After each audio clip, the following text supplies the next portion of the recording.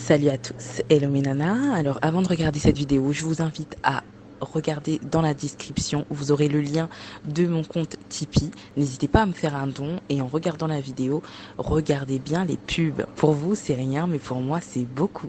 Je vous fais des gros bisous, je vous dis à bientôt. Bye bye.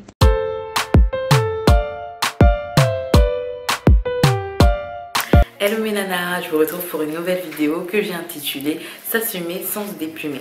Alors pourquoi j'ai donné ce nom à cette vidéo? Tout simplement parce que je voulais partager avec vous ma façon de penser par rapport au fait de s'assumer. Alors j'ai remarqué qu'on a tendance à penser que avoir confiance en soi, être à l'aise avec notre personne, être bien dans sa peau, ça veut systématiquement dire qu'il faut devenir ultra sexy. Je pèse mes mots quand je dis ultra sexy parce qu'en fait on est dans une société qui veut qu'on puisse en montrer le plus possible de notre corps. C'est les moyens que la société utilise pour nous faire comprendre qu'il faut s'accepter, il ne faut pas avoir honte de qui on est.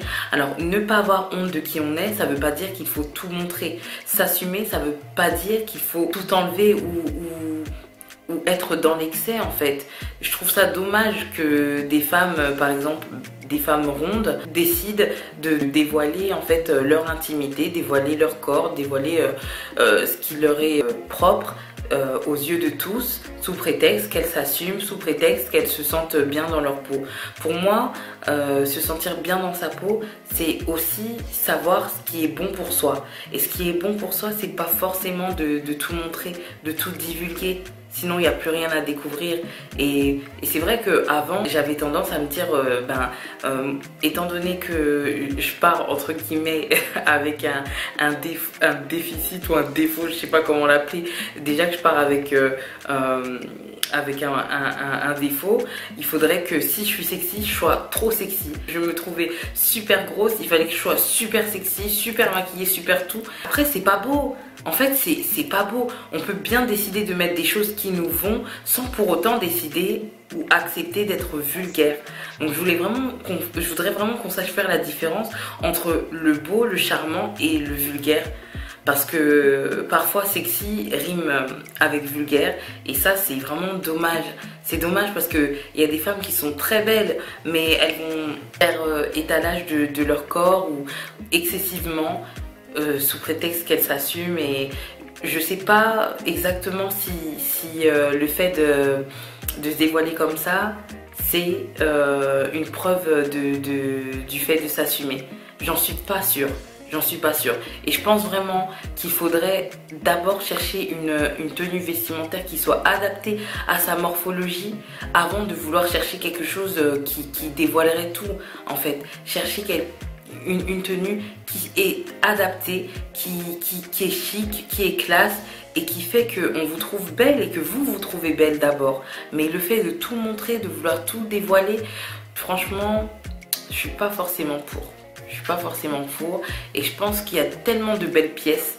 Il y a tellement de belles pièces, il y a même encore il y a de plus en plus de magasins qui ouvrent et qui proposent des plus size, des tailles un peu plus grandes que l'on peut trouver en magasin d'habitude. J'en parlerai dans une prochaine vidéo, mais je trouve que vraiment si vous êtes ronde, vous êtes déjà une femme, vous avez certainement des valeurs, vous avez certainement des qualités, vous avez certainement des atouts. Que ce soit d'ailleurs je pense que c'est vrai pour toute catégorie de personnes, hein. Pour toutes les morphologies c'est vrai. Être dans l'excès, tout excès nuit. Il y a un adage qui dit que tout excès nuit. Donc être dans l'excès c'est pas forcément utile et d'autant plus que je trouve que c'est beaucoup plus beau une femme que l'on découvre qu'une femme qui laisse tout de manière apparente, vraiment, vraiment. Alors si je peux me permettre de donner un petit conseil, ce serait vraiment de ne pas glisser vers le vulgaire lorsqu'on essaye de prouver que l'on s'assume. Et je tiens encore à dire que vous n'avez pas besoin de prouver aux gens que vous vous assumez. Vous avez besoin de vous le prouver à vous-même. En fait, c'est vous que vous devez convaincre avant tout. Votre première tribune, c'est vous-même, c'est votre état d'esprit. Alors, ce sera pas utile de prouver aux gens que vous vous assumez. Ce sera pas utile de vouloir être exubérante ou trop too much en fait. C'est dommage, mais c'est vrai aussi. Donc si je peux vous donner ce conseil, c'est de rester toujours classe, qu'on ait envie de découvrir quel est votre secret en fait. Quel est votre secret pour être toujours aussi charmante, pas vulgaire mais charmante. Pour moi c'est beaucoup plus joli une femme qui est charmante qu'une femme qui est vulgaire. La limite elle est très mince entre le fait de s'assumer et le fait de se déplumer.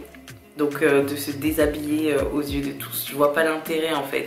Et souvent on a tendance à dire oh les hommes de maintenant ils draguent plus.